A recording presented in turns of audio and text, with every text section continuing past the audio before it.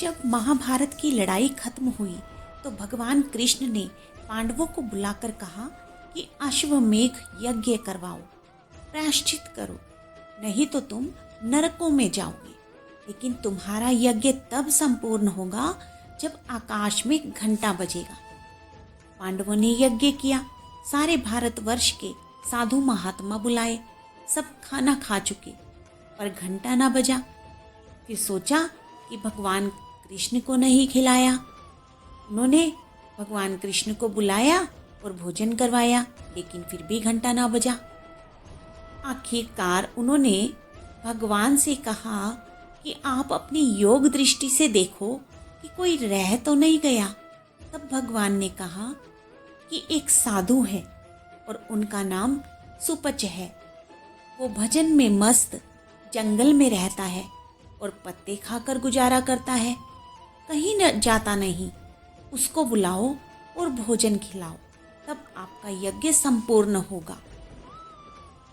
क्योंकि पांडवों में राजा होने का घमंड था, इसलिए उन्होंने खुद जाने की बजाय अपने एक दूत को भेज दिया। उन्होंने सोचा कि जैसे मक्खियां गुड़ पर मंडराने लगती हैं, ऐसे ही जब उस महात्मा को इस यज्ञ के बारे में पता चलेगा तो वो खुद ही भोजन करने के लिए आ जाएगा। पर महात्मा ने वहां जाने से दूत को इनकार कर दिया। अब पांडव खुद उस महात्मा को लेने के लिए गए और कहा कि महात्मा जी, हमारे यहाँ यज्ञ है, आप चलकर उसे संपूर्ण करें। महात्मा ने कहा कि मैं उसके घर जाता हूँ जो मुझे 100 अश्वमेध यज्ञ का फल दे। पांडव कहने लगे कि हमारा तो एक यज्ञ भी संपूर्ण नहीं हो रहा और तुम 100 यज्ञों का फल मांग रहे हो। वो बोला कि मेरी तो शर्त यही है। पांचों पांडव बारी बारी से गए, लेकिन महात्मा ने अपनी शर्त न बदली। हार कर वो वापिस आ गए। पांडव निराश होकर बैठे थे। तभी द्रौपदी ने कहा, आप उदास क्यों बैठे हैं? मैं सुपच को लाती हूँ, ये भी कोई बड़ी बात है। द्रौपदी उठी, नंगे पांव पानी लाई, अपने हाथों से प्यार के साथ खाना बनाया। फिर नंगे पांव चलकर महात्मा के पास गई और अर्ज की, महात्मा जी, हमारे यहाँ यज्ञ है, आप चलकर उसे संपूर्ण करें। महात्मा ने कहा कि तुम्हें पांडवों ने बताया होगा कि मेरा प्रण क्या है। कहने लगी, महाराज, मुझे पता है। महात्मा ने कहा, तो लाओ फिर 100 अश्वमेध यज्ञों का फल।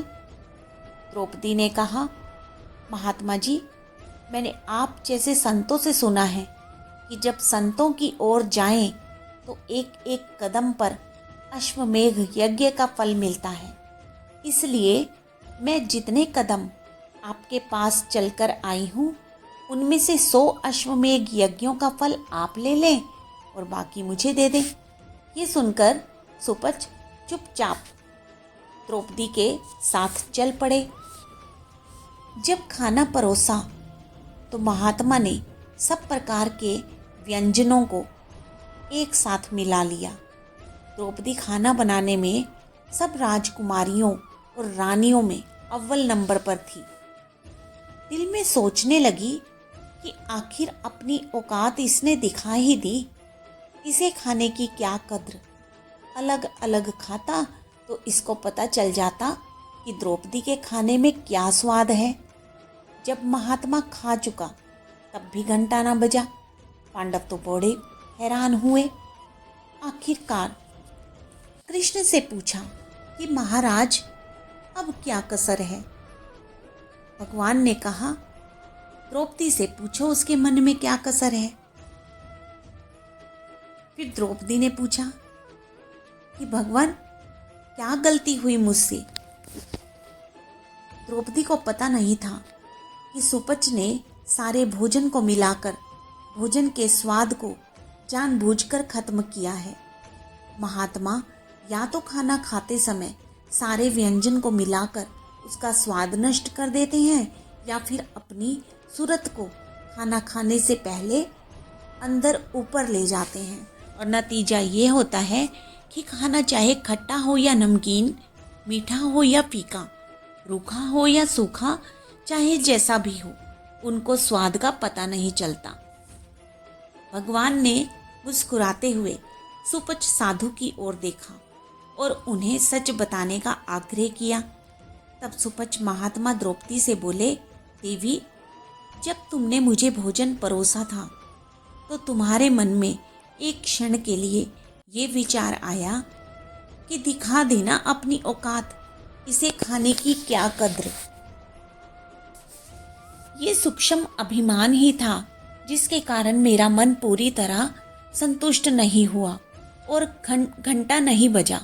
ये सुनकर द्रौपदी को अपनी गलती का एहसास हुआ और उन्होंने अपनी आंखें नम कर ली और भगवान कृष्ण और सुपच साधु से क्षमा मांगी। जब द्रौपदी ने हृदय से क्षमा मांगी और अपने अभिमान को त्याग दिया, तब सुपच साधु पूरी तरह से संतुष्ट हो गए और यज्ञ का घंटा जोर से बज उठा, जिससे यज्ञ की पूर्ण सफलता की घोषणा हुई। ये कथा हमें सिखाती है कि विनम्रता, निष्ठा और अहंकार मुक्त सेवा ही किसी कार्य को सफल बनाती है। जय श्री कृष्ण, जय श्री राधे।